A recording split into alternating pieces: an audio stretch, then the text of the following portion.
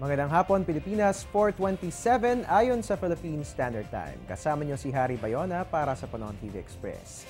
Mga kabayan, ang Pag-asa po ay regular din po naglalabas ng farm weather forecast nang sa gayon ay mabigyang gabay ang ating mga kababayang magsasaka. Hinggil nga naman sa asahang lagay ng panahon, dyan nga po yan sa mga sakahan sa bansa. So ito nga po ngayon ang sisilipin natin sa puntong ito. Ayon nga po sa nasabing abiso ng Pag-asa, ang buong sakahan po sa buong bansa ay makararanas naman po ng fair weather at ang ating upland farms makaka-experience po ng temperature na 16 to 25 degrees Celsius, samantala ang lowland farms po natin ay makararanas ng 24 to 36 degrees Celsius. Ang relative humidity maglalaro po yan sa pagitan ng 45 to 95% at ang leaf wetness aabot po yan ng hanggang 4 na oras. At dahil po magiging maganda naman ang lagay ng ating panahon ngayong hapon hanggang sa susunod na mga oras, ang abiso na lamang po ng Pag-asa ay regular po nating diligan ang ating mga pananim nang sa gayon ay mapanatili po natin ang moisture content sa lupa na siya namang ding magiging instrumento para nga naman maging malusog ang ating mga halaman. At yan nga po ang farm weather forecast na inilabas ng Pag-asa.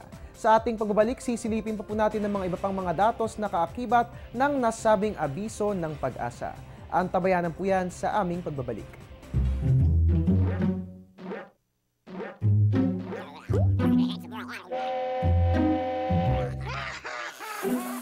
Worried kung nasaan ang package mo?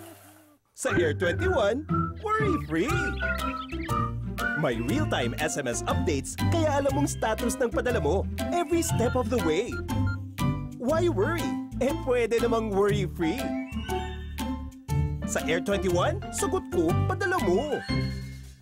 Mga kababayan, kalakip po ng farm weather forecast na inilabas ng Pag-asa ay ang red tide alert bilang gabay naman po ito sa ating mga kababayang mangingisda. Ayon nga po rito, ang mga karagatang sumusunod po ay apektado po ng red tide. Ito nga po yung Dumangquillas Bay sa Zamboanga del Sur, Bataan Coastal Waters, kabilang po dyan ng Mariveles, Limay, Orion, Pilar at Balanga at kasama rin po dyan ang mga sumusunod na baybayin. Ito nga po sa Orani, Abukay at sa Samal. Again, paalala po ng Pag-asa, ito pong mga nabanggit nating karagatan, meron pong banta ng red tide. So, abiso po sa ating mga kababayang mangingisda, huwag po muna tayong mangisda dyan dahil hindi po magiging safe for human consumption yung mga ating mabibingwit na shellfish at iba pang lamang dagat. Dyan po yan sa mga nabanggit na karagatan. At yan nga pong red tide alert na kasama ng farm weather forecast ng Pag-asa.